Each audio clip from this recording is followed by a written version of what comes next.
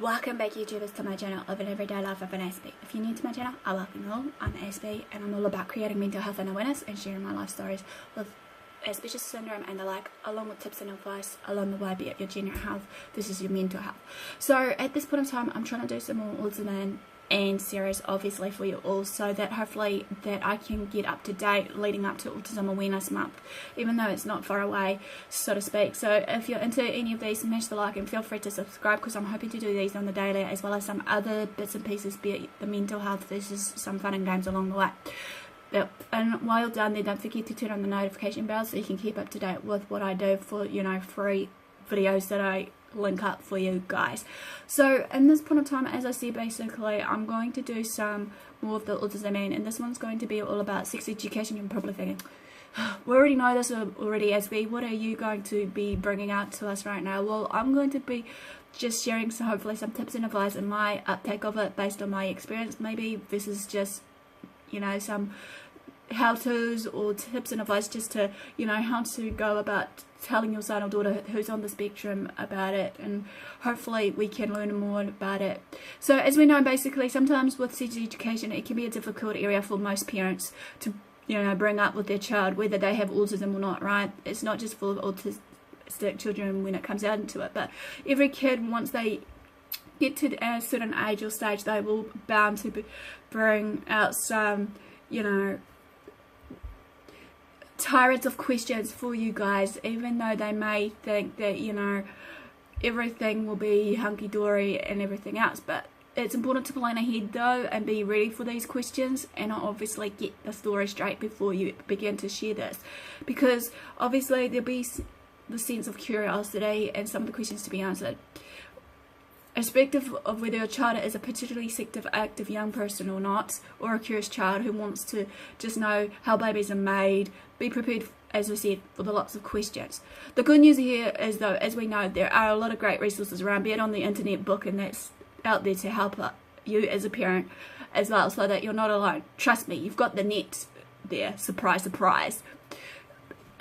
The bad news, however, is that your child with autism, you can't fall on the euphemisms and metaphors that you may use, employed by so many people when talking about sex.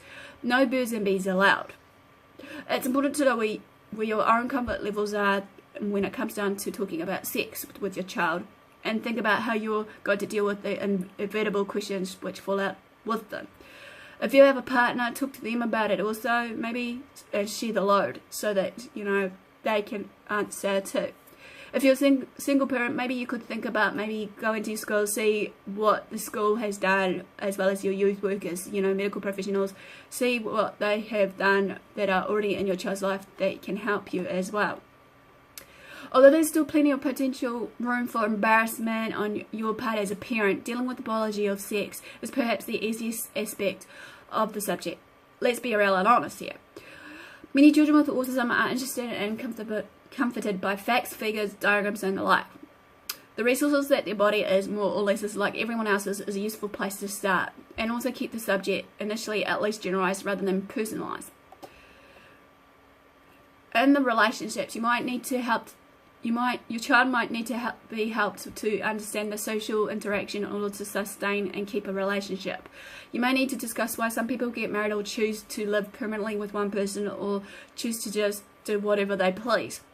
You would explain these things by discussing your relationship with your partner or those with your other family members. This could be supported visually by drawing stick figures or using some form of photographs of each significant person in your life or in their individual life, including themselves, their family members, support workers, teachers, and doctors, if and when appropriate. You want to use a different piece of paper for each person, however. The picture should be placed in the middle of the paper, and connections should be made, a variety of drawings, words, or photographs that surrounds each person. These other pictures or words should be symbolized this person's role for the individual concerned and perhaps other members of the family. You could change the person in the center from the person on the autism spectrum to mum and dad or some sibling, as this may help your child to understand how other people view the relationships in the family. You want to discuss another family that is different from your own, perhaps one headed by a single parent or vice versa. Sensory issues. Because of your child's sensory issues, they may be worried about the idea of hugging or kissing in the near future once they do tend to develop a relationship. Reinforce that when it comes to relationships, they should only do what they are comfortable with. Never force them to say it's okay and that, because obviously they need to be comfortable in their own skin. A number of autistic adults describe their love or need for a particular object. Donna Williams, for instance, who is on the Autism Spectrum, wrote how she fell in love with things in people's homes far more than I fell in love for the people themselves. Williams, 99, stated in that research. Perhaps Donna felt this way because objects are predictable, solid, and reliable, unlike her family members who appeared to change who they were from one minute to the next. This is understandable when we appreciate the world from her point of view. Sexual health. You will need to discuss meiosis, contraception, and sexually transmitted diseases. You may want to use a social story time to explain the visits to the doctor or nurse. Staying safe and appropriate behavior.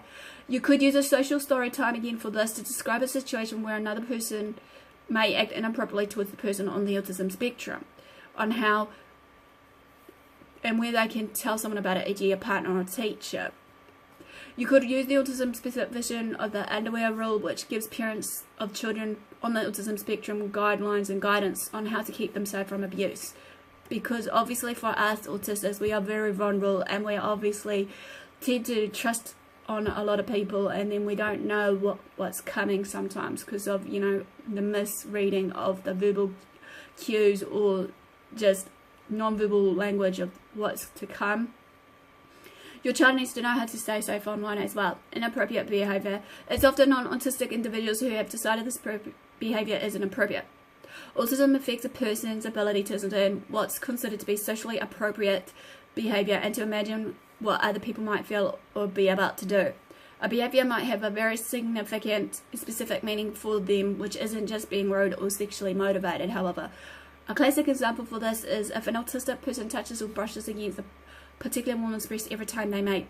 This could be because, one, this is a routine action they have developed to work out what mood that person is today, finding it difficult to glean this from a person's facial expression or body language.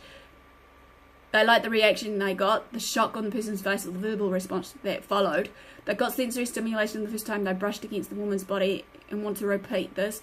They may be curious about what part of a person's body feels like and are acting on the impulse. If a person on the autism spectrum kisses someone unexpectedly, this could be because they have seen two people kissing on the television and think the other person will act the very same way of the person they saw on television being kissed. They think the other person wants to be kissed because they themselves want to be kissed. It can be hard to break the cycle of inappropriate behavior, but here are some strategies you could try. Behavior diaries.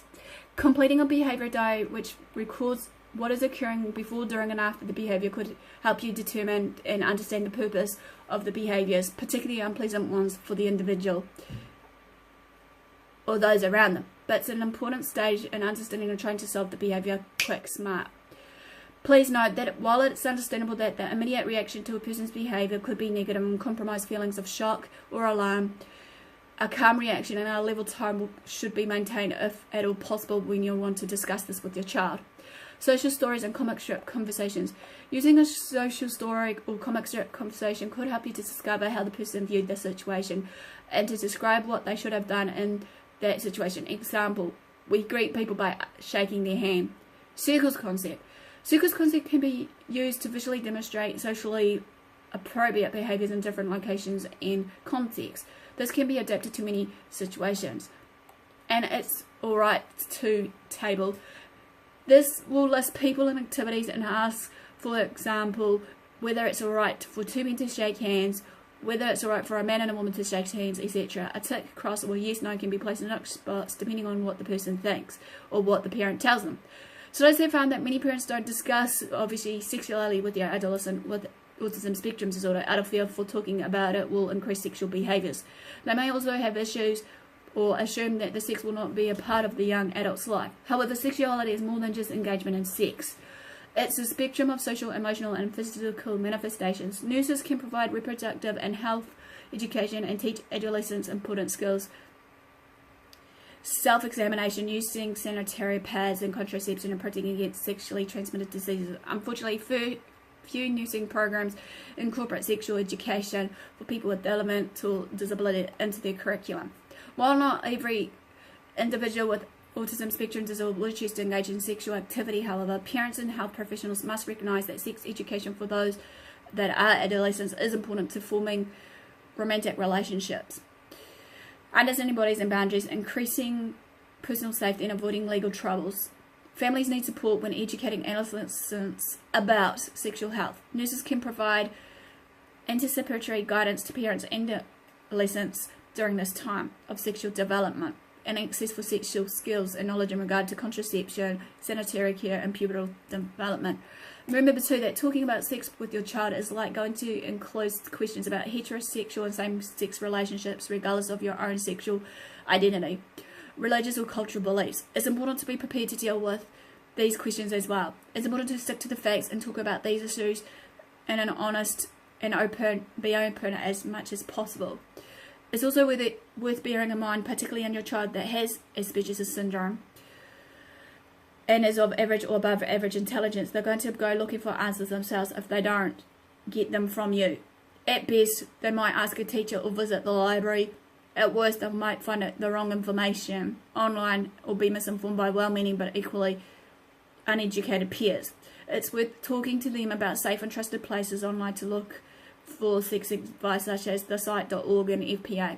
So find yourself a good book or website and get prepared.